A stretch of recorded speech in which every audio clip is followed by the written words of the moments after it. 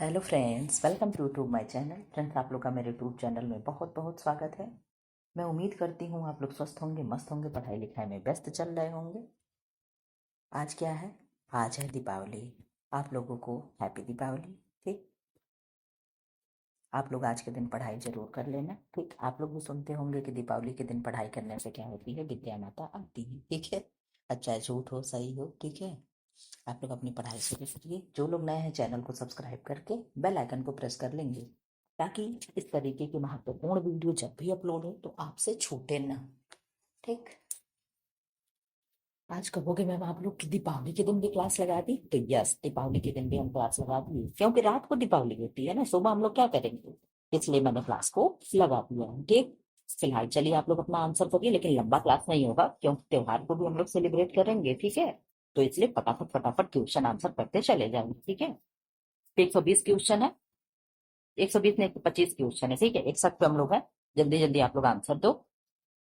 मोरी बाना एक तरीका है, रंग योजना है, पुष्प सज्जा है यानी फ्लावर डेकोरेशन है, गृह व्यवस्था यानी होम मैनेजमेंट है, इनमें से कोई नहीं यानी नन ऑफ दीज है। तो क्या होगा? मोरीबाना एक तरीका है, तो क्या है? आप बहुत अच्छे से जानते हो कि मैम मोरीबाना एक फ्लावर डेकोरेशन है, पुष्प सज्जा कहाँ का है, जापानीज का है। Very good, very nice answer, 62 का आप आंसर करो। यहाँ पे आपको कुछ मिलाना है, मैच कराना है, या जो भी चीजें उसमें आंसर देना है। नमूने, जिन्हें इंग्लिश में पैटर्न कहते हैं, बी डार्ट को निम्नलिखित के द्वारा बदला जा सकता है। टक, चुन्नट, स्टाइल लाइन, नियंत्रित, C1। आप आंसर करें क्या होगा? 1 और 2 होगा, 2 और 3 होगा, 2 और 4 होगा, 3 और 4 होगा। क्या होगा 62 का आंसर? 62 का आंसर क्या होगा? तो आपने कहा मैम 2 और 4 सही होगा। क्या होगा? 2 और 4 सही होगा। ठीक, 63 का आंसर करें।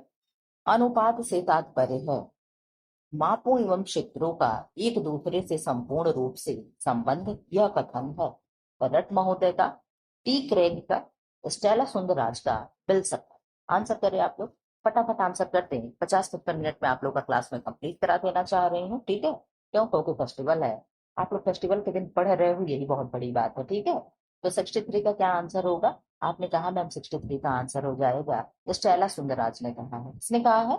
स्टेला सुंदरराज ने। ठीक है, 64 का आंसर करें। एक सेकंड देखिए, वॉल्यूम खोलिए। हाँ ठीक, वैक्यूम क्लीनर के सिद्धांत पर कार्य करता है, यानी dash dash dash. Vacuum cleaner किस सिद्धांत पर कार्य करेगा? संवहन की, चूषण की, संघनन की, एंड वाष्पन की। आप बताते क्या होगा? आपने आंसर कर दिया मैम, चूषण के सिद्धांत पे कार्य करता है। कौन? Vacuum cleaner. वैक्यूम क्लीनर है क्या? तो आपने कहा मैम डस्ट वगैरह साफ करने के लिए जहां पे झाड़ू नहीं पहुंच सकता है, वहां पे वैक्यूम क्लीनर क्या करता है? डस्ट को अपने अंदर खींच लेता है। ठीक है, जैसे गाड़ी वगैरह के अंदर हो गया। ठीक, very good, very nice answer. Sofa हो गया, बेड हो गया, और मोटे मोटे गद्दे वगैरह हो गए, उन सब में क्या होता है? वैक्यूम क्लीनर से सफाई की जाती है। 65 का आंसर करें। किसी भवन में स्टील बीम अथवा गार्डर डालकर भूकंप रोधी ढांचा बनाने की प्रक्रिया कहलाती है। क्या कहलाएगी?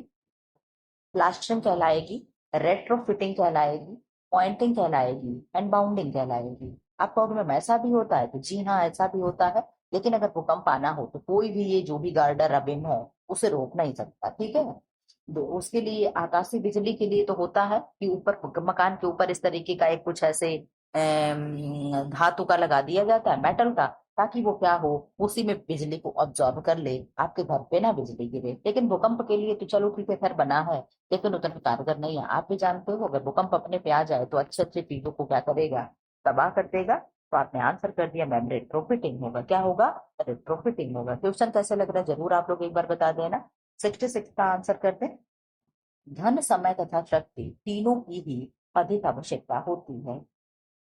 जीवन चक्र की प्रथम अवस्था में, जीवन चक्र की द्वितीय अवस्था में, तीनों की बात पूछ रहा है। पैसा भी कहाँ लगेगा, समय भी हम कहाँ खर्च करेंगे, और सब तीनों किस अवस्था में समय होता है।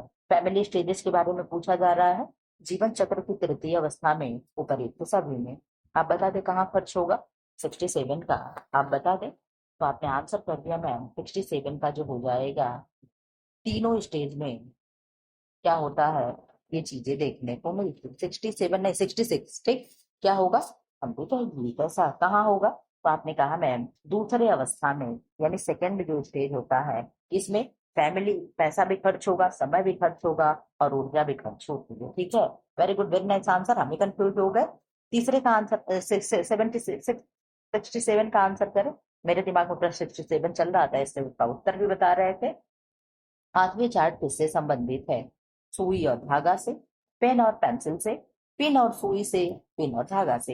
ये क्वेश्चन मोस्ट इंपॉर्टेंट है। ऐसे ही कंफ्यूजन वाला ऑप्शन आता है, इसमें से केवल आपको वो वाला डिफाइन करना होता है जो सही होता है। सब मिलते जुलते लगते हैं, वहां पे एग्जाम हॉल में आप कंफ्यूज हो जाओगे। तो आपने आंसर कर दिया कि मैम पाथवे चार्ट से संबंधित पिन और धागा होता है। किसने पाथवे चार्ट का प्रयोग किया सबसे पहले? तो आपने कहा मैम गिलवर्थ ने किया था। किसने?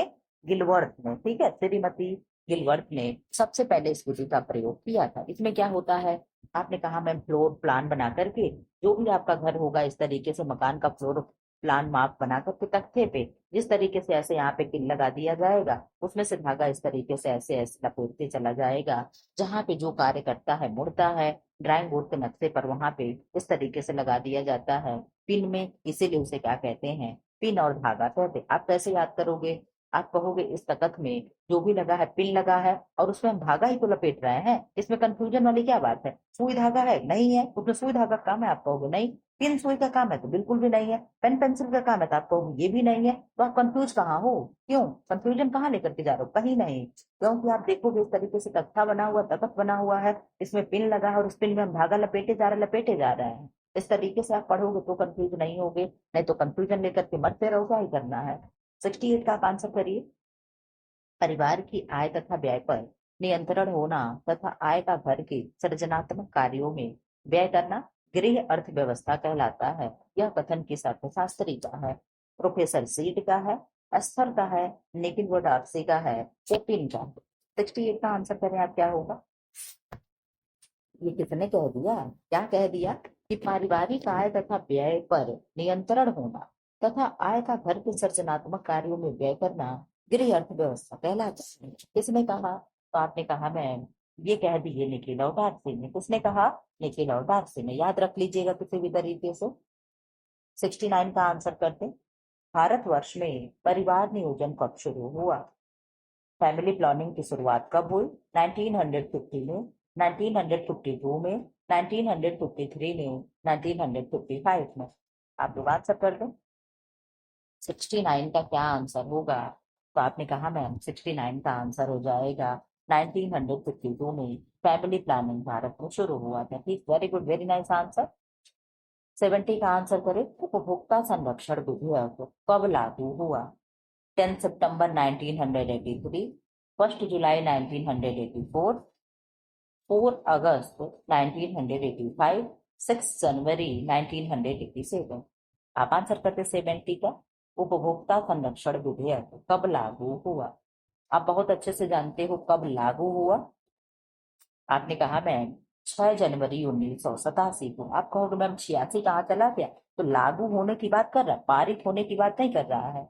ये तो विधेयक जो बिल होता है वो उसमें संसद में पास होता है।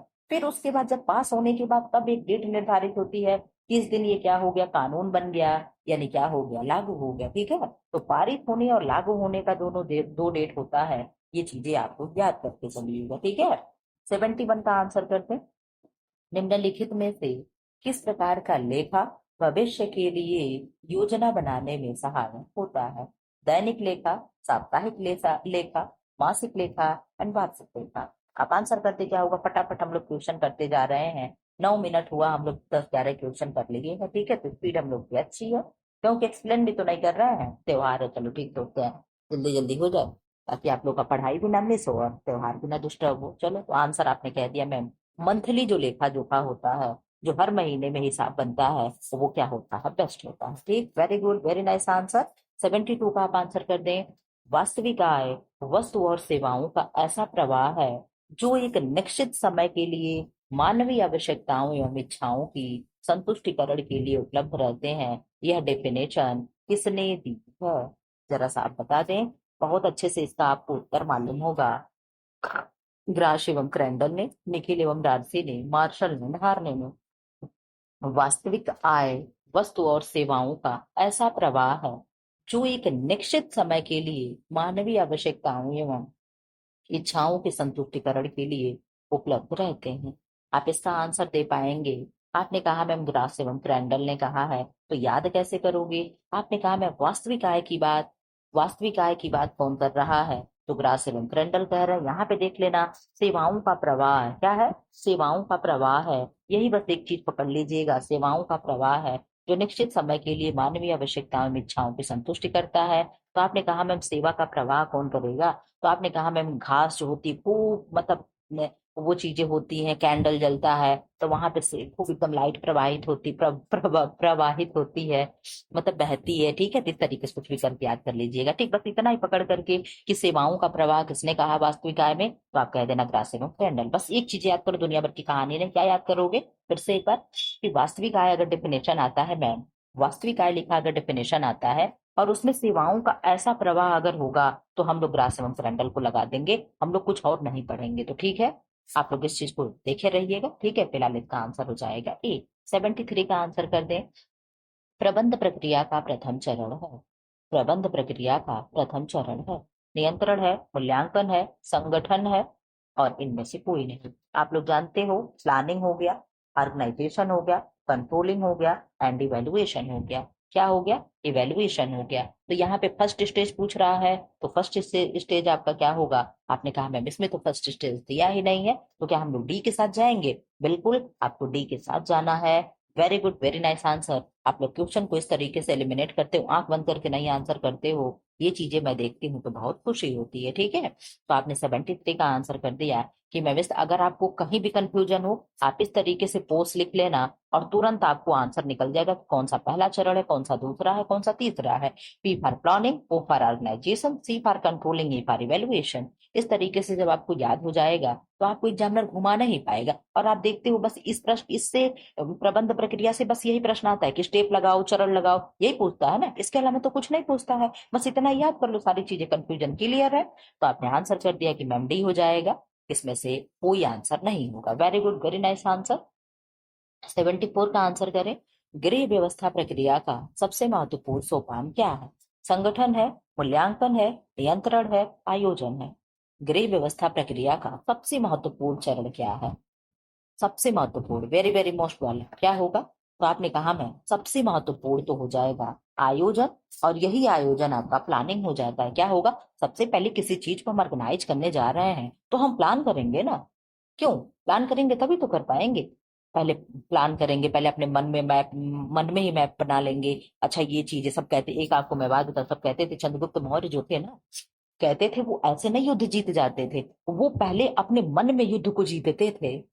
पहले मन में वो अपने पूरा माइंड मैप बना लेते थे कि इस तरीके से दक्षिण तरफ से ये सेना जाएगी, पूर्व तरफ से ये जाएगी, पश्चिम से ये जाएगी, और इस तरीके से यहाँ से हम अटैक कर देंगे। ठीक है, और वो रात भर दिन भर जो भी अपने माइंड मैप में जब वो युद्ध को जीत लेते थे तो वो मैदान में जाकर के उस तरीके से चीजें करते थे। ठीक है, तो माइंड मैपिंग ये होनी बहुत जरूरी है कि कोई चीजें हम करने जा रहे हैं उसके पहले हम प्लान तो कर लें। हमारी प्लानिंग क्या है? हम कितने देर पढ़ेंगे, कितना घंटा पढ़ेंगे, तो हमारा टीजीटी नहीं कि बस ऐसे फॉर्म भर दिए दुनिया को ताना मारने के लिए, अच्छा तैयारी कर रही थी, निकला नहीं, निकला नहीं। इसीलिए लोग कहते हैं, क्यों? क्योंकि आपकी प्लानिंग नहीं होती है। तो आंसर क्या हो जाएगा? आपने कहा मैम आयोजन हो जाएगा, यानी प्लानिंग हो जाएगी। ठीक, very good, very nice answer. इसमें क्या होता है? निर्धारित लक्ष्य जो होते हैं उसकी प्राप्ति के उद्देश्यों की प्राप्ति के लिए भविष्य में क्या करना है, कब करना है, किसे करना है। आप पढ़ते हो ना कि थ्योरी हमें कब तक पढ़ना है, उसके बाद हमें एमसीक्यू कब तक पढ़ना है, फिर उसे रिवीजन कब करना है, कहाँ किया जाना है, आदि चीजें क्या होती हैं? पूर्व निर्धारण ही आयोजन कहलाता है। ठीक है, तो ये सारी चीजें जब आप करोगे तो की कोई चीजें होती है। ठीक है, ऐसे नहीं हम हमारे चलो हमने ठीक है यूपीएससी का फॉर्म डाल दिया, कुछ सो रहे हैं, सुना अरे हम आईएएस का फॉर्म भरे हैं, ऐसे में हम आईएएस का फॉर्म भरे, तो ऐसे नहीं कुछ होता है। ठीक है, उसके लिए मेहनत करनी पड़ती है। लोग कहते हैं ना कि जवाब मुंह से नहीं दिया जाता है, जवाब अपने कर्म से दिया जाता है। ठीक, तो मुंह से कह दिए तो फिर तो दुनिया ताना मार करके खत्म कर देगी, लेकिन ये चीजें कर्म से करो, कोई जाने ही ना कि तुम किसकी तैयारी कर रहे। अच्छा आपकी लड़की भी भरी थी क्या? हमें नहीं मालूम था। अच्छा इसके मतलब पढ़ती थी, ये वाली चीजें होती। ठीक है, ये नहीं कि हम ढोल मजीरा लेकर के पीट दिए, नहीं नहीं नहीं हम टीजीटी भरे हैं, एलटी भरे हैं, तो ऐसे नहीं होता। चलो आंसर करो 75 का। किस लक्ष्य को परिवार प्रतिपादन पहले करता है परंतु यथार्थ में स्वीकारता बाद में है। मध्यवर्ती लक्ष्य में, मध्य अंत लक्ष्य में, दीर्घकालीन लक्ष्य में, अल्पकालीन लक्ष्य में। जरा सा आप बता दें क्या होगा। तो आपने आंसर तो कर दिया कि मैम दीर्घकालीन लक्ष्य होता है, जैसे बच्चा अभी पैदा ही नहीं हुआ तब तक पेट में लोग सोच लेते हैं, मम्मी पापा प्लानिंग कर लेते मेरा लड़का इंजीनियर होगा, ये कराएंगे, डॉक्टर होगा, ये पढ़ाएंगे, ये लिखेंगे, होता है कि नहीं होता। शादी इस घर में करेंगे, कोई महाराजा होगा, कोई रानी होगी, ठीक है। तो ये सारे क्या है, ये सब चीजें क्या है, पहले ही हम स्वीकार कर लिए हैं। अरे मतलब पहले ही हम ये प्लान कर चुके हैं, ये सारी चीजें कर चुके हैं। लेकिन यथार्थ में स्वीकारेंगे तब जब वो एज होगा, जब उस लायक वो होगा। कहीं बीच में नालायक हो गया तब, डॉक्टर इंजीनियर तो सपना धरा धरा रह गया, तो ये चीजें तब होगी। लेकिन स्वीकारते हम बाद में है, तो यही क्या होगा, दीर्घकालीन लक्ष्य होता है, ठीक है। दीर्घकालीन लक्ष्य वे लक्ष्य होते हैं जिन्हें प्राप्त करने में अधिक समय लगता है, ठीक है, उन्हें हम दीर्घकालीन लक्ष्य कहते हैं। जैसे मकान बनवाना हो गया, बांध बनवाना हो गया, बच्चों को शिक्षा दिलवाना हो गया, बच्चों की शादी हो गई, ठीक है। ये सारी चीजें क्या होती हैं, दीर्घकालीन लक्ष्य में आता है। इसे ही क्या कहते हैं, लॉन्ग लॉन्ग टर्म चेन, ठीक है, ये वाली चीजें है। और short term chain, mean turn goal, ये वाली होता है ना, हाँ ठीक, यही होता है, ठीक। 76 का आंसर करें। पाठ्यचर्या नियोजन का सही अनुक्रम है। प्रारंभिक प्रायोगिक पाठ्यचर्या, पाठ्यचर्या की जरूरतों पर विचार करना, प्रायोगिक पाठ्यचर्या का मूल्यांकन, आरंभिक पाठ्यचर्या का प्रयोग करना। आप आंसर कर दे 76 का क्या होगा। तो 76 का आपने आंसर कर दिया कि मैम हो जाएगा बी। क्या होगा, बी हो जाएगा, पाठ्यचर्या की जरूरतों पर विचार करना। पाठ्यचर्या की जरूरतों पर विचार करेंगे, ठीक। सही अनुक्रम में पूछ रहा, तो सही अनुक्रम इसका कैसे आप लगाओगे, मैं बताते रहो स्टेप बाय स्टेप कैसे लगाओगे। पहले हम क्या करेंगे, सबसे पहले हम पाठ्यचर्या की जरूरतों पे विचार करेंगे, फिर क्या करेंगे, प्रायोगिक पाठ्यचर्या करेंगे, ठीक है। नंबर 2 पे ये हो गया, फर्स्ट पे ये हो गया, ठीक है। यहाँ पे कूट है सही, आप इस तरीके से देखते चलिएगा, ठीक। 2 पे ये हो गया। प्रायोगिक पाठ्यचर्या का मूल्यांकन हम सबसे लास्ट में करेंगे, आप ये बहुत अच्छे से जानते हो। और ये चीजें तीसरे पे हो गया। कुछ चीजें देख करके लगा लिया करो कि अच्छा यहाँ पे मूल्यांकन है, तो मूल्यांकन हम लास्ट में लगाएंगे, ठीक है। क्यों, क्योंकि मूल्यांकन लास्ट में होगा। तो इस तरीके से देख लो, 2 1 4 3 कहाँ होगा, 2 1 4 3 जहां होगा वो आपका आंसर हो जाएगा। 2 1 4 3, आपने कहा मैम 2 1 4 3 तो है ही नहीं, 2 1 4 3 तो एबीसीडी से लगा लो, बी होगा, ए होगा, इस तरीके से लिख लो, बी ए डी और सी। कहाँ है बी ए डी और सी, तो आपने कहा मैम बी ए डी और सी आपका हो गया बी में, तो आंसर आपका क्या हो जाएगा, बी हो जाएगा, ठीक है।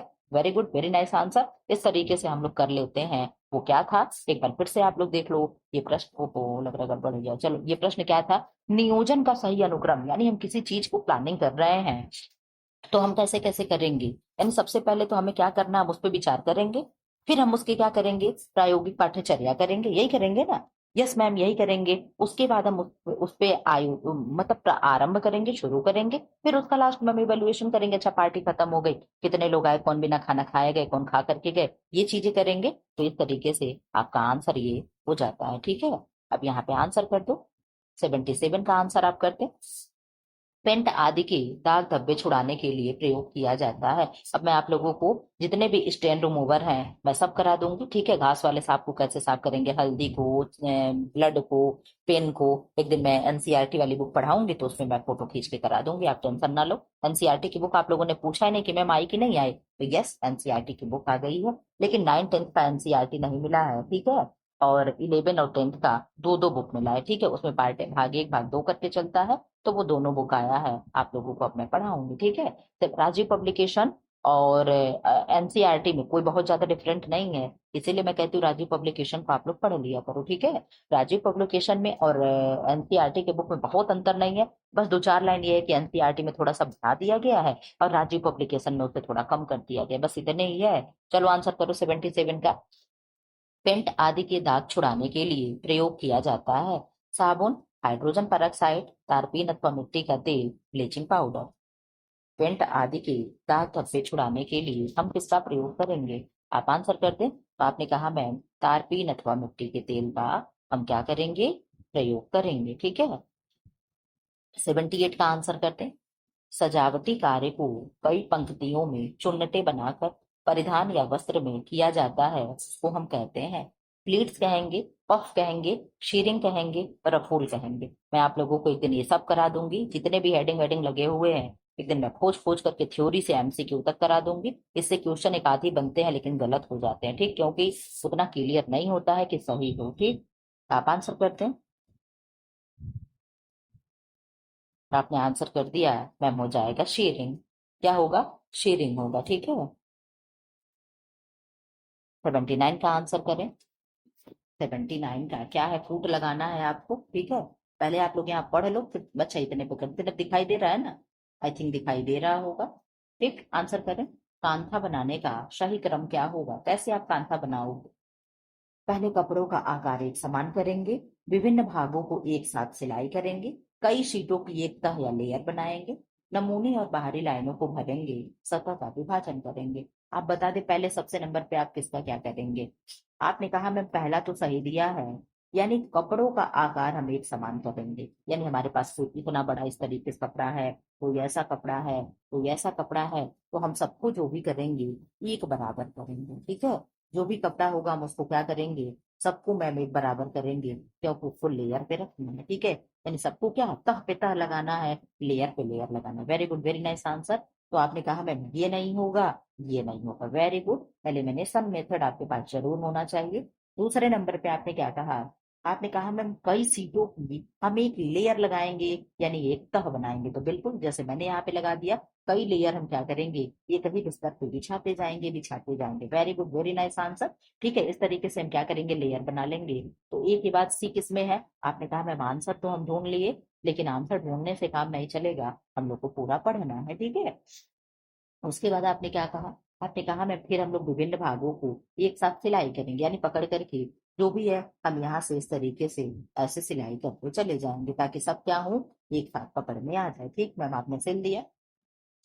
उसके बाद फिर हम लोग क्या करेंगे? सतह का विभाजन कर देंगे। फिर क्या?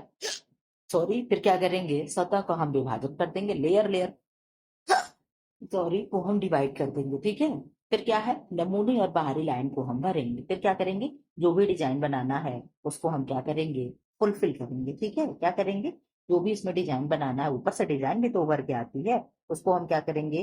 फुलफिल करेंगे। ये क्या था मैम? टाइप ऑफ कांथा था। कांथा कहाँ का है जरा आप बता देना तो। कांधा कहाँ का है जरा आप बता दीजिए। 80 का आंसर कर दीजिए। स्पेशल बांधनी। अच्छा, यहाँ से इंग्लिश भी दे दिया का, चलो।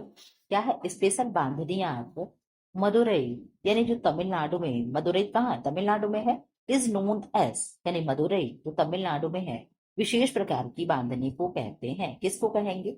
मरचोला को कहेंगे, लहरिया को कहते हैं, सुनरी को कहते हैं, एंड सुगड़ी, सुनगड़ी को कहते हैं, सुगड़ी को कहते हैं। बता दें आप लोग कि जो विशेष प्रकार का एक डिजाइन है, कहाँ का? बांधनी है, वो भी तमिलनाडु का।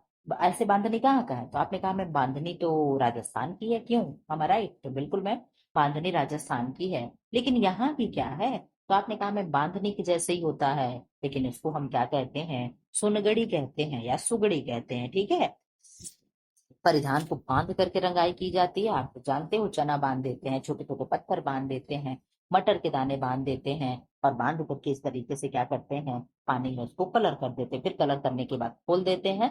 तो खोलने के बाद क्या होता है? आप लोग देखते हो, इस तरीके से जहां बंधा होता है कलर नहीं पहुंचता है, और ये बाकी चीजें क्या होती है? कलरफुल हो जाती है, और ये चीजें दूसरे कलर का हो जाता है। ऐसे ऐसे तो बना होता है। यस मैम, ऐसे ही बना होता है। एनसीईआरटी वाले बुक में बहुत अच्छा अच्छा दिया फिगर। अगर फिगर व्हाइट नहीं होगा तो मैं आपको जरूर दिखाना चाहूंगी। 81 का आंसर करना। निम्न में सुमेलित नहीं है। पंजाब फुलकारी सही है, मुर्री लखनऊ सोचा जाएगा, कसूती लखनऊ सोचा जाएगा, कांथा हरियाणा सोचा जाएगा। कौन सा सुमेलित नहीं है? प्रश्न तो यहाँ पे गलत है। आप कहोगे क्यों मैम प्रश्न गलत है, किताब गलत करेंगे? तो यस, किताब क्या है? गलत है आपका। आपने आंसर उसका नहीं किया था कि किया था? किया होगा आपने कि मैम कांथा जो है बंगाल का है। कहाँ का है? बंगाल का है। Very good, very nice answer. ठीक है, कहाँ का है? बंगाल का। मैं प्रश्न पूछ के शायद अब निकल जाती हूँ, आंसर नहीं देती हूँ, ये चीजें गलत है। मैं अब आंसर भी दिया करूंगी। कौन सुमेलित नहीं है? एक है जो सुमेलित नहीं है, बाकी सब सुमेलित है। तो आपने कहा मैम इसमें ऐसा तो बिल्कुल कुछ नहीं दिख रहा है, इसमें तो केवल एक ही सुमेलित दिख रहा है। मर्रे लखनऊ कसूती, बताओ कसूती लखनऊ की है, कसूती कर्नाटक की है। कहाँ की है? कर्नाटक की है। फुलकारी पंजाब की है। कांथा हरियाणा की नहीं है, कांथा बंगाल की है। कहाँ की? कांथा बंगाल की है, ठीक है। और ये जो मुरली टाका है तो ये लखनऊ हो सकता है। तो मैम ये गलत है, इसमें दो आंसर होंगे, बी और सी और डी दोनों। चलो आप समझ गए, किताब गलत हो होने दो, ठीक है। इसीलिए आप लोग कहते हो मैम पीडीएफ दो, पीडीएफ दो, पीडीएफ क्या पीडीएफ दे, ऐसे ही गलत होता। पढ़ाते समय तो मैं सही कर देती हूँ, आपका वहां ध्यान नहीं होगा तो आप क्वेश्चन को गलत कर लोगे, गलत पढ़ोगे फिर एग्जाम में भी गलत करोगे। इसलिए बुक पे बहुत ज्यादा वो मत करो, ट्रस्ट मत करो, कई बार चीजें रिवाइज करके तब बुक से आप पढ़ा करें। 82 का आंसर करें। छपाई का सही क्रम है, क्या है छपाई का सही क्रम? सुखाना होगा पहले, कि रंगाई पदार्थ को झाड़ना होगा, धोना होगा, प्रिंटिंग पेस्ट की तैयारी होगी, कपड़े की तैयारी होगी, कपड़े की छपाई होगी। 82 का आंसर कर दिया, क्या होगा? तो आपने कहा मैम 82 का आंसर हो जाएगा ए। और ए मतलब क्या होगा? आपने कहा मैम पहले पांचवा होगा। पहले हम कपड़े की तैयारी करेंगे, क्या करेंगे? पहले हम कपड़े की तैयारी करेंगे। चलो ठीक है, तैयारी ही कर लेते हैं कि पहले हम कपड़े की तैयारी करेंगे, फिर हम क्या करेंगे मैम? फिर हम प्रिंटिंग पेस्ट की तैयारी करेंगे। क्या करेंगे? प्रिंटिंग पेस्ट की तैयारी करेंगे, ठीक है। इसमें दोनों में समान चल रहा है। फिर हम क्या करेंगे मैम? हम कपड़े की छपाई करेंगे। तो बी वाला खत्म हो गया, ये आंसर हो गया, आप लोग देखते चलो। फिर हम क्या करेंगे? प्रिंटिंग, फिर हम कपड़े की छपाई करेंगे, फिर हम सुखाएंगे, फिर हम क्या करेंगे? रंगाई पदार्थ को झाड़ेंगे, फिर हम क्या करेंगे? धुल देंगे। सबसे लास्ट में क्या होगा? धुलना होगा। सबसे पहले क्या होगा? कपड़े की तैयारी होगा। इस तरीके से चीजें आप याद करिएगा। अब एल्टी वेल्टी में इसी तरीके से प्रश्न बनेंगे, आप लोग इस चीज को माइंड में बैठा लीजिएगा। वन लाइनर वाले अब ऑप्शन देखिएगा बहुत कम मिलेंगे, क्योंकि उसी समय जब एल्टी का एग्जाम हुआ था तो आप लोगों ने देखा था कितना match the column, match the column इस तरीके से था, और कूट था। आप लोग इस चीज को समझ सकते हो, तो थोड़ा सा डीप में जाकर के पढ़ने की कोशिश करो। मैं तो पढ़ाती हूँ तो आप लोग भाग जा रहे हो डीप में पढ़ने के लिए। अब अभी तो मैं आप लोगों की बातें नहीं सुनूंगी, त्योहार है, चलो ठीक है, जैसे चल रहा चलने दो। मेरा भी टाइम थोड़ा सा, मैं उस समय पे भी अपने आप को एडजस्ट कर रही हूँ, ठीक है। तो हो चुका है। अब मैं उसके बाद, जैसे आप लोगों का बीच में नेट का क्वेश्चन कराई थी, मैं ऐसे ही एक बार फिर से मैं उस क्वेश्चन को सारा मैं फिर से कराऊंगी, ठीक है। तो आप लोग इस चीज के लिए रेडी रहिएगा, तब हम लोग जम को तैयारी करेंगे। क्योंकि एलटी टीजीटी पीजीटी का एग्जाम होना हो, एलटी का एग्जाम अपने तय समय पे होगा, ठीक है। आप लोग इस चीज को मान करके चलना और तैयारी जम के करो। धागे को सैलवेज के समकक्ष रखे जाते हैं, उन्हें हम क्या कहते हैं? ताना कहेंगे, बाना कहेंगे, कटा कहेंगे, उत्सुता कहेंगे। सैलवेज यानी, जो सैलवेज को क्या कहते हैं मैम? किनारी कहते हैं, कपड़े की किनारे को हम सैलवेज कहते हैं ना। तो यस मैम, हम कहते हैं ये तो इस तरीके से कपड़ा हो गया, ये जो किनारा किनारा हो गया, इसे हम क्या कहते हैं? आपने कहा मैम इसे हम सैलवेज कहते हैं। क्या कहते हैं? इसे हम सैलवेज कहते हैं, ठीक है। तो इसके यहाँ पे जो हो रहा है उसको हम क्या कहेंगे? सैलवेज के साथ में जो चल रहा है उसे हम क्या कहेंगे? तो आपने कहा मैम उसे हम ताना कहते हैं। क्या कहते हैं? ताना कहते हैं। और सैलवेज का मतलब ही होता है हिंदी में किनारी। क्या होता है? किनारी होता है, ठीक है। क्या होगा? किनारी होगा। इस तरीके से आप पढ़ते चलिएगा। तो आप लोग कहीं भी अपना दुपट्टा हो गया, कोई भी कपड़ा देखना, जब कपड़ा खत्म हो जाता है तो इस तरीके से ऐसे बराबर कर देते, पूरा एकदम बढ़िया सैलवेज बना देते हैं, ताकि कपड़े खुले नहीं, ठीक है। और जिनका ये नहीं होता है, कपड़े एकदम खुलते चले जाते हैं। आई थिंक आप मेरी बात को समझ रहे होंगे। तो इसका आंसर हो जाएगा ए, यानी ताना, यानी वार्फ हो जाएगा, ठीक है। 84 का आंसर करो। खिलाड़ियों द्वारा पहने जाने वाले वस्त्रों के लिए काम में आने वाले तंतु हैं। स्पेंडेक्स है, कांच युक्त है, धातु युक्त है, कार्बन युक्त है। जरा सा आप लोग आंसर कर दो। 84 का आंसर कर दे, क्या होगा? आपने कहा मैम स्पेंडेक्स होगा। इसमें लचक होती है, और क्या होता है, जहां भी जैसे खिलाड़ी दौड़ते हैं कूदते हैं तो वो ऐसे फैलते जाता है, खिसते जाता है, ठीक। Very good, very nice answer. 85 का आंसर करें आप लोग। निम्नलिखित में से कौन सा कपड़ा तौलिया के लिए उपयुक्त होता है? सूती होगा, नायलॉन होगा, टेरिलीन होगा, डेक्रॉन होगा, या डेकॉन होगा, जो भी है। 85 का आप आंसर करें। तो 85 का आपने आंसर कर दिया मैम। कपड़ा तौलिया के लिए सूती कपड़ा ही बेस्ट होता है। कौन सी बुनाई बेस्ट होती है आप लोग बताओगे? हनी कॉम्ब होती है, कौन होती है? अब यहाँ पे आपको लगाना है, मैं सही क्रम लगाना है, ठीक। सही क्रम लगाना है, ठीक है। 86 का है, आप लोग नंबर देख लेना। चलो लगाओ आप लोग। इसमें से इंग्लिश वाले शब्द होते तो हम लोग बहुत अच्छे से लगा देते। कंघी का क्या होगा मैम? कॉम्बिंग होगा। क्या होगा? कॉम्बिंग होगा। खेती करने का क्या होगा मैम? हार्वेस्टिंग होगा। खोलना और आपस में मिलाना का क्या होगा? ओपनिंग एंड ब्लेंडिंग होगा। बिनौले निकालने का क्या होगा मैम? गिनिंग होगा। और ब्लेंडिंग होगा गांठ बांधना, ठीक है, आपस में मिलाना। अच्छा हाँ, यहाँ पे ठीक। कताई करना है स्पिनिंग होगा। ऊनी बनाना है स्लिवरिंग होगा। धुनाई यानी कार्डिंग होगा। अब आप मैच कराओ। आप हमेशा जानते हो कि मैम पहले हम लोग बाल की धुलाई करते हैं फिर कंघी करते हैं, क्यों? am I right? मैम हम लोग पहले शैम्पू करके धुलते हैं बाल, फिर हम लोग कंघी करते हैं। तो देखो 7 के बाद 1 कहाँ है? आपने कहा मैम 7 के बाद 1 इसमें है तो इसको हम मान सकते हैं, ये गलत है। आप तरीका सीखते चलना। 7 के बाद 1 मैम इसमें भी दिया है। अब आपके पास देखो 2 आंसर ऑप्शन हो गए। इस तरीके से क्वेश्चन आपको लगाना है। मैं कहती हूँ आप बड़ा क्वेश्चन देख करके भागो नहीं, उसे सीखने की कोशिश करो, समझने की कोशिश करो, एक एक चीज को पकड़ो। हमने पकड़ लिया ना। पहले आपने क्या कहा मैम? पहले हम धुनाई करेंगे फिर हम कंघी करेंगे। पहले कॉम्बिंग फिर कॉर्डिंग, पहले कार्डिंग फिर कॉम्बिंग, यही है ना? पहले कार्डिंग फिर कॉम्बिंग। तो सही है कि नहीं है? तो आपने कहा जी मैम बिल्कुल सही है। तो यहाँ पे तो ये चीजें गलत दे रहा है, तो ये 2 ऑप्शन ऐसे नहीं होंगे। अब 2 ऑप्शन आपके पास हुए, अब आप मिलाओ। आप कहोगे मैं पहले किसी चीज की हम क्या करेंगे? खेती करेंगे, तो बिल्कुल 2 इसमें भी है 2 इसमें भी चल रहा है। उसके बाद हम क्या करेंगे? आपने कहा मैम उसके बाद जब खेत में जब पेड़ लग जाएगा तो हम उसके बिलौने यानी पोट्स निकाल करके लाएंगे और उसमें गांठ बांध देंगे, तो बिल्कुल सही है। इसके बाद आप क्या करोगे? तो आपने कहा मैम हम 4 वाले को करेंगे, बिनौने निकालेंगे और गांठ बांधेंगे, तो यही आपका आंसर मिल गया। मिल गया कि नहीं मिल गया? 2 स्टेप जैसे आप चले तुरंत आपको आंसर मिल गया। तो इस तरीके से जब आप लगाओगे तो आपको चीजें सब समझ में आएंगी। अब मैं इसे क्लीन करके आपको फटाफट बताना चाहूंगी। पहले आप क्या करोगे? हम खेती करेंगे। क्या करेंगे? हम खेती करेंगे। उसके बाद हम क्या करेंगे? हम बिनौले निकालेंगे। ठीक है, क्या करेंगे? बिनौले निकालेंगे और गांठ बांधेंगे। फिर उसे मिल पर ले जा करके खोलेंगे और मिलाएंगे। ठीक है, कहाँ ले जाएंगे? वहां पे ले जा करके खोलना और मिलाने वाला काम होता है। फिर उसकी धुनाई होती है, यानी कॉर्डिंग होता है। क्या होता है? कॉर्डिंग होता है। फिर क्या होगा? आपने कहा मैम फिर कंघी हो जाती है। क्या होती है? फिर कंघी होती है, यानी सारे रेशा जो बड़े रेशा हैं बराबर हो जाए, छोटे रेशे बराबर हो जाए, निकल जाए, सब रेशों को बराबर करने के लिए हम क्या करते हैं मैम? कॉम्बिंग करते हैं। फिर हम क्या करेंगे? कंघी करने के बाद हम लोग क्या करते हैं? हम लोग अपने बाल की चोटी कर लेते हैं ना। यस मैम, हम लोग चोटी कर लेते हैं। हम लोग पूनी बना लेते हैं। पूनी को क्या कहते हैं? हम लोग कहते हैं ना कि अरे जरा सा मेरा पूनी कर देना, कहते हैं कि नहीं कहते हैं? तो फिर उसको क्या करेंगे? हम पूनी बना लेंगे, चोटी बना लेंगे। ठीक है, उसके बाद हम क्या करेंगे? फिर छोटी बेटी करने के बाद हम क्या करते हैं? अपने बालों को काट देते हैं। फिर क्या करेंगे? कटाई कर देंगे, यानी स्पिनिंग सबसे लास्ट में होता है। ठीक है, स्पिनिंग, ड्राइंग एंड प्रिंटिंग, ये चीजें सबसे लास्ट में होती है। तो जब ये क्रम आप पकड़ के चलोगे तो आपका क्वेश्चन कोई भी गलत नहीं होगा। ठीक है, तरीका आप सीखो कैसे क्वेश्चन को एलिमिनेट करते हैं। ठीक, ऐसे उड़ना है उल्टा सीधा जो भी करना है, तो फिर करोगे तो क्वेश्चन गलत हो जाएगा। क्वेश्चन समय मांगता है। ठीक, आंसर करें 87 का। जल्दी जल्दी आप लोग आंसर कर लो। क्यों? क्योंकि आप जान रहे हो कितना बज रहा है, सुबह को 9 बज रहा है। आपको 9 बजे क्लास शूट करने बैठ गई? यस, मैंने घर का कोई काम नहीं किया, मैं बैठ गई क्लास शूट करने। अभी मैं उठूंगी फिर मैं नाश्ता वास्ता बनाऊंगी। क्यों? क्योंकि आज किसी को कहीं जाना नहीं था, इसलिए मैंने कहा पहले क्लास आप लोग का रिकॉर्ड कर लूं, फिर मैं कोई काम करूंगी। ठीक है, अभी थोड़ा बहुत घर में भी कुछ काम वाम करना, सफाई उफाई के लिए। चलो आप लोग फटाफट आंसर कर लो 87 का। घी, मक्खन, खाद्य तेल, शहद, दालें, मसाले, आटा तथा बेसन उत्पाद पर प्रमाण चिन्ह होते हैं। एक मार्क, ISI, FPO, इनमें से कोई नहीं। आप आंसर कर दे क्या होगा? तो आपने कहा मैम जो घी मक्खन तेल हो गया सब एग्रीकल्चर वाली चीजें होती, सब खेत से मिलती है, इसलिए हम आंसर कर देंगे एक mark. Very good, very nice answer. 88 का आंसर करो।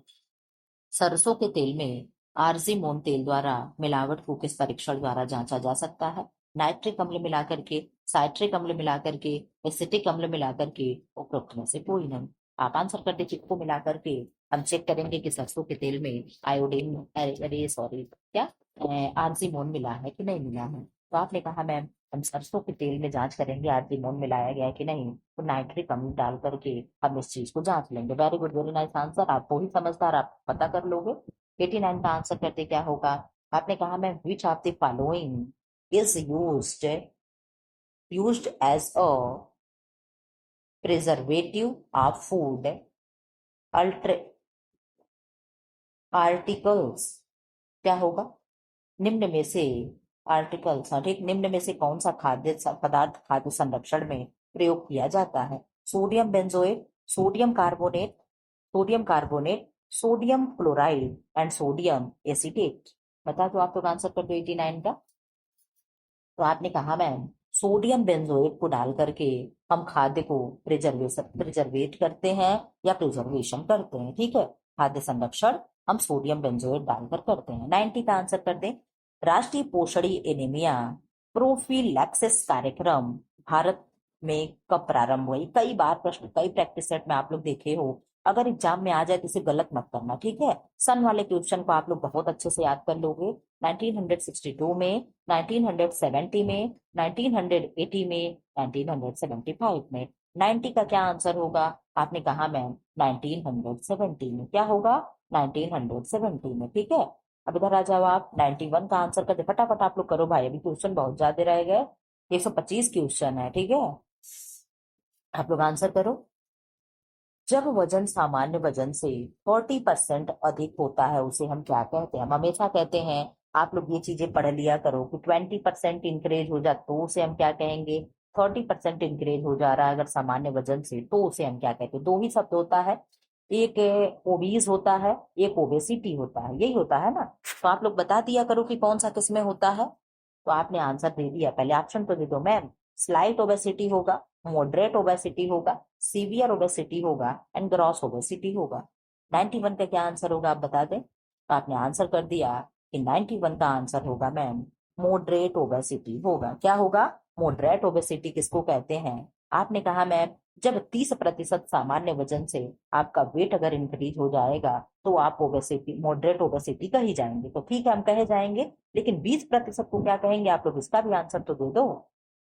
तो आपने आंसर कहा मैम कि जब 20% आप अपने सामान्य वजन से अगर मोटी हो जाती हैं तो उसे हम ओबीज कहेंगे। क्या कहेंगे? ओबीज कहते हैं। Very good, very nice answer. उसे हम क्या कहेंगे? ओबीज कहते हैं, ठीक है। ओबीज और ओबेसिटी, इन दो को आप रख लीजिएगा कि 20 में क्या होगा? ओबीज होगा, और 30 में क्या होगा? मॉडरेट ओबेसिटी होगा, ठीक है। 30 में क्या होगा? सीटी पे आप पकड़ लीजिएगा। 30 में क्या होगा? ओबेसिटी होगा मैम। हम लोग 30 साल के हो जाएंगे, हम लोग सिटी में चले जाएंगे, ठीक है। बिल्कुल, वेरी गुड, आप लोग चले जाना सिटी में। इस तरीके से करके याद कर लेना। 92 का आंसर कर दो, क्या होगा? 5 वर्ष के बच्चे को तेज बुखार है और उसे निकलने में तकलीफ हो रही है। टॉर्च से देखने पर उसका हलक सफेद नजर आ, हलक मतलब जबान, टंग उसका सफेद नजर आ रहा है। यह लक्षण किसका संकेत हो सकता है? इन्फ्लुएंजा का होगा मैम, निमोनिया का होगा, ह्यूपिंग कफ का होगा और डिप्थीरिया का होगा। बहुत अच्छे से आप जान रहे हो ये किसका लक्षण होगा। तो आपने कहा मैम ये डिप्थीरिया का होगा। जरा सा आप लोग कमेंट बॉक्स में बताओ तो। डीपीटी, ओहो चलो, हो ही गया, ठीक। डिप्थीरिया में कौन सा टीका देते हैं? तो डीपीटी का देते हैं। कौन सा? डीपीटी का टीका देते हैं। डीपीटी क्या है मैम?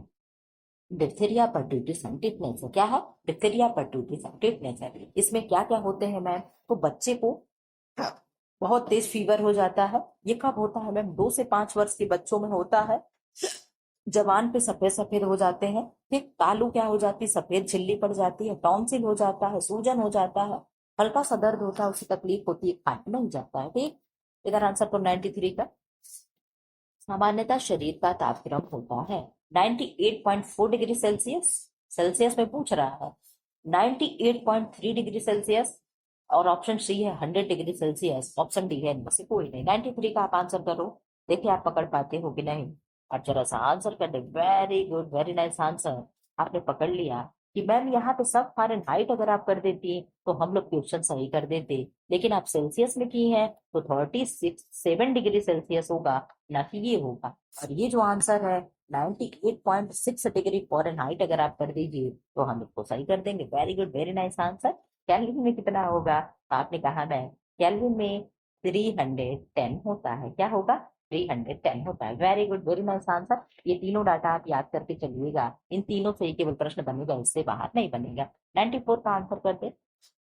अचार और सॉस, अचार और सॉस उन व्यक्तियों के आहार में सम्मिलित नहीं करना चाहिए जिनकी डैश डैश डैश की शिकायत हो। किसकी? पेलाग्रा की, एनीमिया की, कम रक्तचाप की, अति तनाव की। अब देख लेना, रक्तचाप देखकर तो फटाक से इसको आंसर मत कर देना। यहाँ पे लो बीपी कह रहा है तो लो बीपी में तो कॉफी और नमक वमक हम खाने पीने के लिए दे ही सकते हैं ना, देते भी हैं तो यस मैम देते हैं। कहाँ हो जाएगा? आपने कहा मैम हाइपर टेंशन में या नहीं, अति तनाव में हम इन सारी चीजों को मना कर देते हैं, ठीक है। इधर करो, 95 का आंसर कर दे। आरडीआई, जिन्हें संतुलित आहारी अंतर्ग्रहण इससे प्रभावित होता है। कार्यस्थल होगा, सामाजिक स्थिति होगा, पारिवारिक आकार होगा, शारीरिक आकार होगा। फटाफट आप लोग आंसर कर लो, जल्दी जल्दी कर लो। आप लोग भी कह रहे होगे मैम त्योहार के दिन भी हम लोग को मार करके पढ़ा रही हैं, पीट करके पढ़ा रही हैं, ठीक है। आपने आंसर कर दिया मैम, क्या? Very good, very nice answer. Ma'am पारिवारिक आकार होगा। क्या होगा? पारिवारिक आकार होगा, ठीक। Very good, very nice answer. 96 का आप आंसर करते हैं। आपके भले के लिए मैं सब करती हूँ, मैं जान रही थी सुबह त्योहार मनाओगे, अगर मैं नहीं क्लास लगाऊंगी तो आप लोग अपने से नहीं पढ़ने वाले हो, इसलिए मैंने कहा मैं क्लास लगा दूंगी तो आप जरूर पढ़ने आओगे। चावल और दालों को अलग खाने की अपेक्षा खिचड़ी जो दाल चावल से भी बनती है उसमें अधिक पौष्टिकता क्यों होती है, आप लोग बता दोगे। दाल लाइसिन प्रदान करता है जो चावल में कम होता है। चावल मेथियोनिन प्रदान करता है जो दाल में कम होता है। चावल विटामिन सी प्रदान करता है जो दाल में कम होता है। ए और बी दोनों बहुत अच्छा ऑप्शन है, वेरी बढ़िया कह रहे थे, देखिए बहुत बहुत बढ़िया ऑप्शन है। आप आंसर करते 96 का क्या होगा, आप आंसर कर दिए कि मैम डी हो जाएगा, ए और बी दोनों होगा। दाल में लाइसिन अधिक होता है, चावल में कम होगा। चावल में मिथियोनिन अधिक होगा और दाल में कम होगा। आप कहोगे मैम ये लाइसिन और मिथियोनिन क्या है, अमीनो अम्ल है बेटा, यही प्रोटीन है, ठीक है। दाल में पाए जाने वाले प्रोटीन को हम लाइसिन कहते हैं एंड चावल में पाए जाने वाले प्रोटीन को हम मिथियोनिन कहते हैं। आप लोग पढ़ते हो ना, क्या पढ़ते हो कि मैम हमारे फ्रेंड जो सीमी है वो क्या है, गंध देती है यानी सल्फर युक्त है, तो उसी में से ये सिस्टीन और मिथियोनिन ये क्या है, ये गंधक युक्त अमीनो अम्ल है, ठीक है। ये चीजें आपको याद रखना है, कहीं ना कहीं से आपको क्वेश्चन अपना रिवाइज जरूर कर लेना है, ठीक है। चलो आंसर करें 97 का, कैसा प्रश्न लग रहा है जरूर बताना। आई थिंक ये प्रैक्टिस सेट बहुत ही दमदार था, ठीक है। 97 का आंसर करो। गर्भावस्था में प्रोटीन की मांग बढ़ जाती है क्योंकि, क्यों बढ़ जाती है, गर्भस्थ शिशु के गर्भस्थ शिशु के विकास गर्भस्थ शिशु के विकास के लिए, गर्भवती की ऊर्जा की पूर्ति के लिए, रक्त निर्माण के लिए, अस्थि निर्माण के लिए, बता दो। गर्भावस्था में प्रोटीन की मांग बढ़ जाती है क्योंकि, क्यों प्रोटीन की मांग बढ़ जा रही है गर्भावस्था में, तो आपने कहा मैम गर्भस्थ शिशु के डेवलपमेंट के लिए या गर्भस्थ शिशु के विकास के लिए, ठीक। 98 का आंसर करते क्या होगा, अतिसार के रोगी को भोजन देना चाहिए, कम रेशा युक्त, ज्यादा रेशा युक्त, प्रोटीन से भरपूर, वसा से भरपूर। अतिसार के रोगी को कौन सा भोजन देना चाहिए, आप आंसर कर दे 98 का। तो आपने कहा मैम अतिसार के रोगी को, उसे क्या हुआ है, अतिसार हो रहा है ना, तो उसे हम रेशा युक्त भोजन नहीं देंगे, ये चीजें आप याद रखना। हम उसे ज्यादा रेशा नहीं देंगे, ठीक है। हम उसे कैसा देंगे, जरा सा आप आंसर अपना दे दें। आपने कहा मैम कम रेशा युक्त देंगे, रेशा युक्त भोजन हम उन्हें उन व्यक्ति को देते हैं जिन्हें क्या हुआ होता है, जिन्हें कॉन्स्टिपेशन की समस्या होती है, यानी जिन्हें कब्ज की प्रॉब्लम होती है, ठीक है, ताकि उनका पेट साफ हो। लेकिन इनका तो ऑलरेडी पेट क्या है, एकदम लूज मोशन हो रखा है, तो ऐसे में हम क्या करेंगे, हम उन्हें कम रेशा युक्त आहार देते हैं, ठीक है, जैसे खिचड़ी उचड़ी दलिया वलिया देने की सलाह देते हैं। 99 का आंसर करो। गर्भावस्था के दौरान कुल प्रोटीन बनती है 900 ग्राम, 700 ग्राम, 1200 ग्राम एंड 1500 ग्राम, कुल प्रोटीन की बात कर रहा है। आप आंसर करते तो आपने कहा मैं 900 ग्राम प्रोटीन की वो बता रहा है, ठीक है, गर्भावस्था के दौरान। 100 का आंसर करें और 25 क्वेश्चन बचा, फटाफट फटाफट आप लोग आंसर कर लो, 43 मिनट हो भी गया है। अंडे के छिलके की संरक्षण यानी आवरण निम्न है, क्या है, पेरिकार्प है, रेनिन है, क्यूटिकल है एंड एपीमाइसिन है। आप बहुत अच्छे से जानते हो कि किसी भी चीज का 3 लेयर होता है कि नहीं होता है, क्या होगा, कॉर्टेक्स होगा, क्यूटिकल होगा एंड मेडुला होगा, होता है ना। तो आप बता दो सबसे बाहरी परत पूछ रहा, तो आपने कहा मैम अगर क्यूटिकल आप बाहरी परत का नाम ले ली है तो यही आंसर सही होगा। Very good, very nice answer. अंडे के बारे में आप लोग जान भी लो, अंडे का जो बाहरी आवरण होता है वो किससे बना होता है, आपने कहा मैम कैल्शियम कार्बोनेट का बना होता है, किसका बना होता है, कैल्शियम कार्बोनेट का बना होता है। कैल्शियम कार्बोनेट को CaCO3 कहते हैं, ये भी चीजें मालूम होनी चाहिए, थोड़ी बहुत चीजें, ठीक है। इसके छिलके को हम क्या कहते हैं, एग सेल भी कहते हैं, ठीक है। तो क्या होगा, आपने कहा मैम मुख्य परत उसका जो होता है क्यूटिकल ही होता है। Very good, very nice answer. चलो आगे निकल चलो, 100 हो गया। अब 101 का आंसर आप कर दे, क्या होगा, 101 का आंसर करते। पाश्चुरीकृत दुग्ध की क्षमता की जांच की जाती है पॉलीफार्म टेस्ट प्रयुक्त करके, आयोडीन टेस्ट प्रयुक्त करके, नाइट्रिक एसिड टेस्ट प्रयुक्त करके एंड फॉस्फेटेज टेस्ट प्रयुक्त करके। जल्दी जल्दी आप लोग आंसर करो फटाफट, 101 का आंसर करते, 101 का आप आंसर करते हैं क्या होगा। तो आपने कहा मैं पाश्चुरीकृत दूध की क्षमता को हमें जांचना है तो हम फास्फेटेज टेस्ट प्रयुक्त करके टेस्ट करते हैं। ठीक है, इस टेस्ट सीरीज को आप लोग रिवाइज कर लेना, बहुत अच्छे अच्छे इसमें प्रश्न है। 102 का आंसर करो। मानव शरीर में जल की मात्रा लगभग होती है, लगभग की बात कर रहा है, कभी भी जब लगभग आए आपको एकदम एक आंसर एग्जैक्ट पकड़ के नहीं रखना होता है, आगे पीछे चीजें हो सकती हैं। 35% तो बहुत कम हो जाएगा, 45% भी बहुत कम हो जाएगा, 65% और 75 में आप क्या आंसर करोगे? तो आपने कहा मैम 65% हम आंसर करेंगे। आप कहोगे क्यों मैम हम 75 को नहीं कर रहे हैं? आपकी किताब में देखो दिया है, एक सामान्य वयस्क व्यक्ति के शरीर में औसतन 55 से लेकर के 70% जल होता है। ठीक, कहाँ होगा? 70% तक जल होता है, तो 75 यहाँ ज्यादा हो गया है, क्यों हो गया कि नहीं? भाई वो तो ऑप्शन बेस हम लोग कर देते हैं ना कि 70 से 75%। जब आपके पास कुछ नहीं है तो इसको आपको करना ही करना है। लेकिन 55 से 70 के बीच वाला आंसर क्या होता है? एकदम मस्त होता है, एकदम बढ़िया होता है। और 40 से 50% क्या हो जाएगा? जल रहता है। ठीक है, औसतन बच्चों के शरीर में कितना जल रहेगा? अगर प्रश्न पूछ जाए तो आप कहोगे मैं बच्चों में 40 से 50% जल औसतन होता है। हम लोगों में कितना होगा? तो 55 से 70 होगा वयस्कों में। ये चीजें आपको याद रख लेना है, इसी के बीच का आंसर आपको ढूंढ करके सही कर देना है। तो 102 का आंसर हो गया ma'am C. Very good, very nice answer. 103 का आंसर कर दो। घर पर शुद्ध जल शुद्ध करने की प्रयुक्त विधि है। ब्लीचिंग पाउडर है, उबाल कर है, क्लोरीनीकरण है, अवक्षेपण है। क्या हो जाएगा?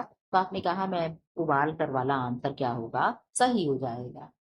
जल की कठोरता का कारण है जल में क्लोरीन गैस का पाया जाना, जल में तैरने वाली अशुद्धियों का पाया जाना, जल में सोडियम क्लोराइड का पाया जाना, एंड जल में कैल्शियम तथा मैग्नीशियम की बाइकार्बोनेट तथा क्लोराइड अथवा सल्फेट का पाया जाना। 104 का आंसर आप करते क्या होगा?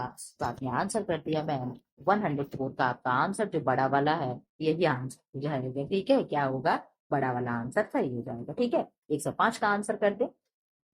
कौन सा पोषक तत्व शरीर में सबसे कम प्रतिशत में मौजूद होता है? वाइटमिन्स होते हैं, मिनरल्स होते हैं, वाटर होगा, एंड कार्बोहाइड्रेट यानी CHO होगा। सबसे बड़े उसमें पूछ रहा, तो अभी आप ऊपर पढ़ते हुए आए हो कि मैम सबसे तो अधिक मात्रा में हमारे शरीर में वाटर ही होता है।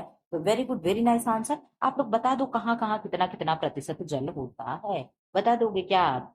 आपने कहा मैम पूरे ओवरऑल शरीर में हमारे 70% जल होता है। ठीक, मैंने मान लिया। आपने कहा मैम 70% जल में से 20% जल तो क्या हो जाता है? जल का लगभग 70% भाग निर्माण में लगभग 20% मस्तिष्क तथा मांसपेशियों के निर्माण में चला जाएगा। ठीक है, कहाँ कहाँ? ब्रेन में तथा मसल्स में चला जाएगा। 10% जो जल होता है वो आपके बोन्स में काम आता है, बोन्स के निर्माण में काम आता है। बाकी जो अतिरिक्त जल बचे वो क्या हो जाते हैं? तो वो विलायक का कार्य करते हैं। अब आप कहोगे मैम ये विलायक कौन सी बला आ गई? तो विलायक और विलेय आप लोग समझते होंगे, पढ़े होंगे 9th में कि विलायक और विलेय क्या होता है। तो इसको हम सॉल्वेंट कहते हैं। क्या कहेंगे? सॉल्वेंट कहते हैं। विलायक वो चीज होती है जो किसी चीज को अपने में घोल ले। क्या कर ले? किसी चीज को अपने में एब्जॉर्ब कर ले, घोल ले, उसे हम विलायक कहते हैं। आज जो चीजें किसी में घुल जाए उसे हम विलेय कहते हैं। जैसे वाटर एक क्या है? वाटर वाटर एक विलायक है। क्या है? सॉल्वेंट है। और अगर इसमें हम चीनी को घोल दे रहे हैं तो ये एक विलेय है। क्या है? विलेय है। तो विलायक और विलेय आपको समझ करके रखना होगा कि मैम विलायक क्या, अगर पूछ दे कि जल क्या है, विलायक है कि विलेय है, प्रश्न बन सकता है कि नहीं? ध्यान से पढ़ना आप लोग। अगर पूछ दे कि वाटर क्या है, विलेय है, विलेय है कि विलायक है, तो आप क्या कहोगे? अगर ऐसा प्रश्न बन जाए, अगर पढ़े नहीं रहोगे तो क्या आंसर निकलेगा? आप तो विलेय को कर दोगे। तो नो, विलेय नहीं है। जल एक विलायक है। क्या है? विलायक है।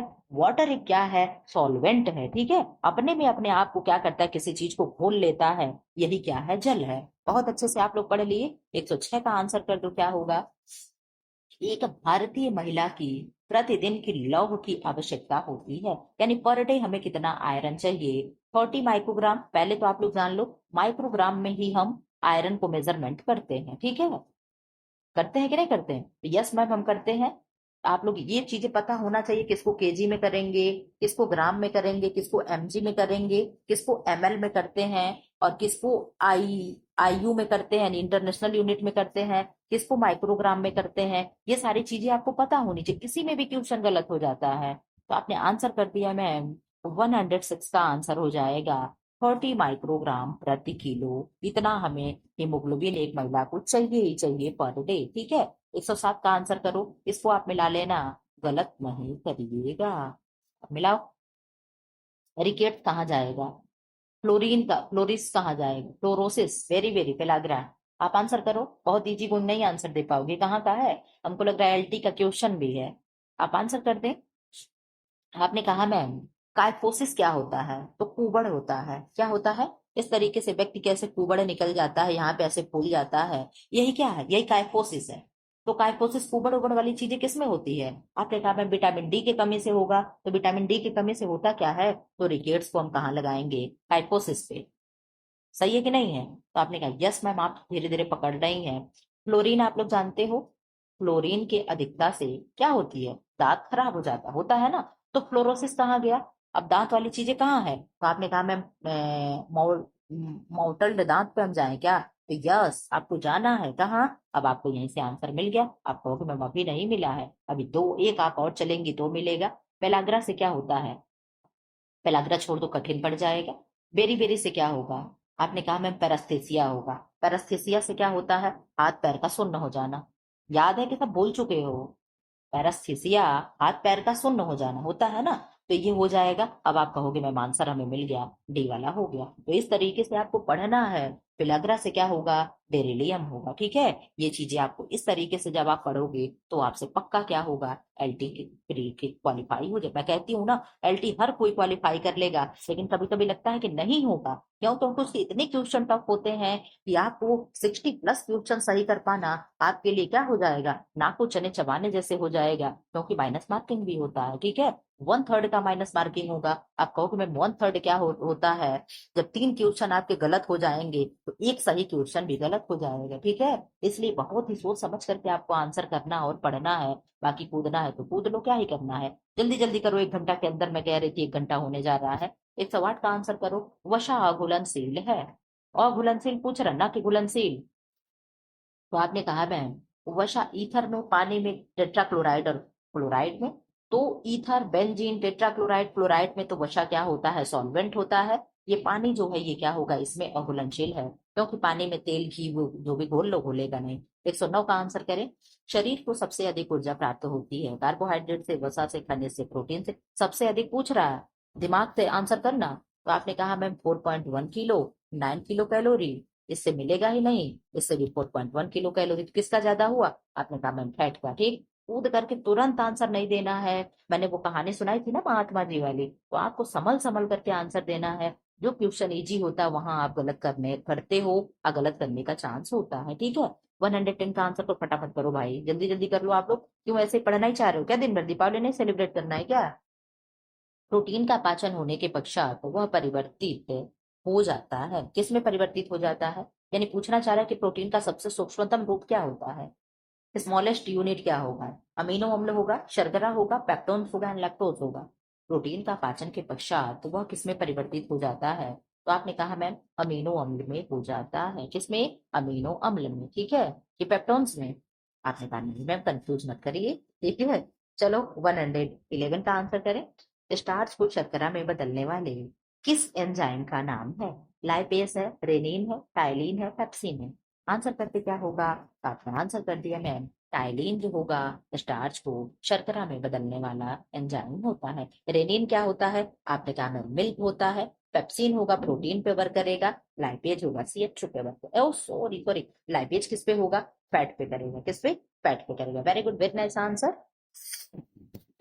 112 का आंसर कर दो आप लोग, फटाफट फटाफट आंसर कर दो भैया, मेरे भी जी को लगा जल्दी खत्म हो जाए। एक स्नैक जो देता है 12 ग्राम कार्बोहाइड्रेट एवं 3 ग्राम वसा, ठीक है, वह शरीर को कितनी कैलोरी देगी? तो 12 गुणे 4 कर दो और 3 गुणे 9 कर दो, आंसर निकल जाएगा। आपने कहा मैम 12 12 12 24 36, 12 चौका 48 हो गया, और 9 तिरिक 27 हो गया। ठीक है, अब आप 27 और 48 को जोड़ लो। आपने कहा मैम 48 और 27 को हम जोड़ लेते हैं, 7 7 14, 15 को 5 हो गया, कैरी 1 रही, और 4 2 6 7 हो गया। तो 75 किलो कैलोरी कहाँ दिया है? यही आपका आंसर हो जाएगा। ऐसे कहा वाह मैम, आपने तो बहुत अच्छे से निकाल दिया। तो यस, ऐसे ही आंसर करते हैं, यही आपका आंसर हो गया। ठीक है, कहीं भी आपको ये सब देख करके परेशान नहीं होना, अरे ये क्या आ गया, ये कुछ नहीं, एकदम चिल मार करके आंसर करो, फटाफट आंसर निकल जाता है। ठीक है, 13 का आंसर करें, 113 का। भोजन में ऊर्जा का सबसे संकेंद्रित रूप निम्न में से कौन सा है? कार्बोहाइड्रेट्स है, फैट है, प्रोटीन्स है एंड विटामिन है। आप आंसर कर दे, क्या होगा? सबसे संकेंद्रित रूप पूछ रहा है, तो आप इसका आंसर दे पा रहे हैं कि मैम सबसे संकेंद्रित रूप इसका हो जाएगा कार्बोहाइड्रेट्स। क्या होगा? कार्बोहाइड्रेट्स होगा। कार्बोहाइड्रेट्स कौन कौन से कार्य होते हैं मैं बाद में बताऊंगी, आज नहीं पढ़ाऊंगी क्योंकि आप लोग का क्लास जल्दी खत्म करना है। निम्न में से मोटापा का कारण है? ज्यादा खाना, कम खाना, कभी कम कभी ज्यादा खाना, बिल्कुल ना खाना। तो आपने कहा मैम ज्यादा खाना क्या होता है, मोटापे का कारण होता है। ठीक है, ये आजकल तो बहुत ज्यादा ज्यादा मोटे लोग दिखते हैं। 115 का आंसर कर दो। अपोषणीय पदार्थ जो भोज्य पदार्थों में उद्देश्य पूर्ण ढंग से मिलाए जाते हैं, यानी हम पर्पज से मिला रहे हैं कि हम सरसों के तेल में आरजी मोड में खुद मिला रहे हैं। ठीक, क्यों मिला रहे हैं, उसे क्या कहेंगे? फूड एडिटिव कहेंगे, फूड सप्लीमेंट कहेंगे, फर्मेंटेड फूड कहेंगे, फोर्टिफाइड फूड कहेंगे। आपने कहा मैम सप्लीमेंट तो जो हो गया, जैसे विटामिन ए हम लोग खाने से नहीं पा रहे तो टैबलेट खा ले रहे, तो बस यस सही है, सप्लीमेंट हो गया। फर्मेंटेड हो गया मैम, किसी चीज को हम किण्वन करा ले रहे हैं, रात भर होगा फुला दे रहे हैं, भिगा दे रहे हैं, यस। फोर्टिफाइड हो गया मैम, जैसे सरसों के तेल में हम विटामिन ई फोर्टिफाइड कर रहे थे। वेरी गुड, आप सब चीजें समझ रहे हो, एक आंसर आपका होगा। आपने कहा मैम यही आंसर आपका होगा। फूड एडिटिव जो होता है कि हम उद्देश्य पूर्ण पर्पज से मिला रहे हैं, यानी मेरा उद्देश्य ही है कि मैं मिला दूं ताकि मेरा सरसों का तेल कम लगे, आर्टिमोन ज्यादा हो, तो यही हो जाएगा फूड एडिटिव। ठीक है, ये चारों शब्दों को आप पढ़ लेना, एडिटिव क्या है, एडेंट्रेशन क्या है, सब क्या है। ठीक है, 116 का आंसर करते हैं। वह तरल जिसके घोल में पदार्थ होता है किस रूप में जाना जाता है? विलेय, विलायक, पारगम्यता, अर्धपारगम। आप आंसर कर दे, 116 का क्या होगा? तो आपने कहा मैम सोलूट हो जाएगा, जिन्हें विलेय होगा। अभी मैंने आप लोगों से कहा, देखो दे रहा है, वह तरल जिसके घोल में पदार्थ होता है किस रूप में जाना जाता है?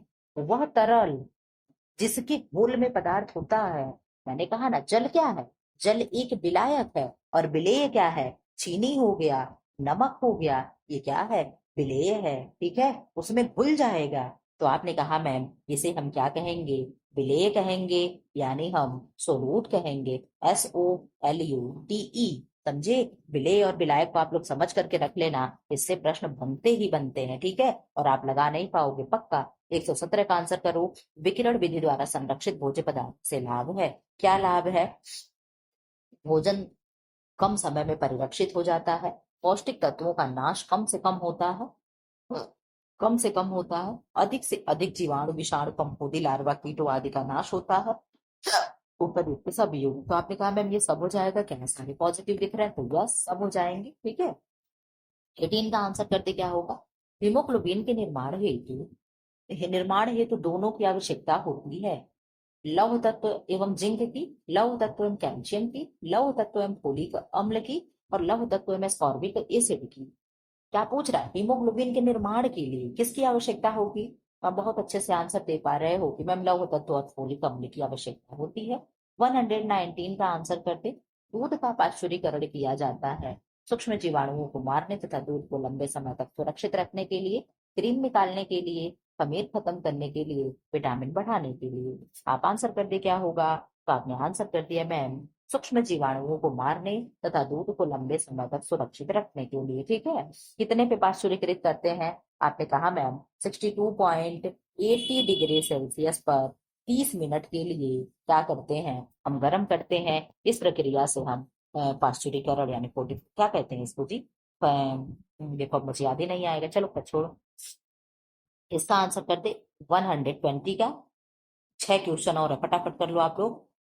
निम्नलिखित में से कौन सा आहारी चिकित्सा का उद्देश्य है? आहारी चिकित्सा यानी हम डाइट के द्वारा चिकित्सा कर रहे हैं, किसे खिला करके हम ठीक कर रहे हैं। ठीक है, पाचन तंत्र के कष्टों को देखते हुए सरल, सौम्य तथा सुपाच्य आहार प्रदान करना, रुग्णावस्था में भी उच्च पोषक स्तर की निरंतर आपूर्ति करना, शरीर के प्रभावित अंगों को पर्याप्त विश्राम प्रदान करना, इनमें से सभी। आंसर करें 120 का। 120 का आंसर हो जाएगा डी, यानी हम ये सारी चीजें डाइट के द्वारा हम सारी चीजें सही करवाते हैं। ठीक है, 121 का आंसर करें क्या होगा? धागे को साफ करने के लिए मार्जन का इस्तेमाल किया जाता है। किस धागे को साफ करने के लिए हम मार्जन का प्रयोग करेंगे? सूत यानी कॉटन हो गया, रेशम यानी सिल्क हो गया, लिलेन लिलेन ही है यानी फ्लैक्स हो गया, ऊन यानी बुल हो गया। 121 का आप आंसर कर दे क्या होगा?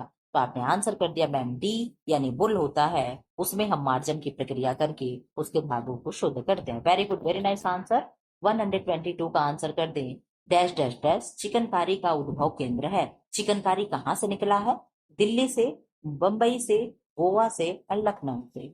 बता दो, आप आंसर कर दे। बहुत अच्छा, वेरी गुड, वेरी नाइस। आपने कहा मैम लखनऊ से क्या हुआ है, चिकनकारी का उद्भव माना जाता है। ठीक, आप आंसर कर दे। 123 का फटाफट आंसर करो आप लोग, 1 घंटा हो चुका है। स्ट्रॉबेरी या चेरी जैम को जमाने के लिए उसमें मिलाया जाता है, क्या मिलाएंगे?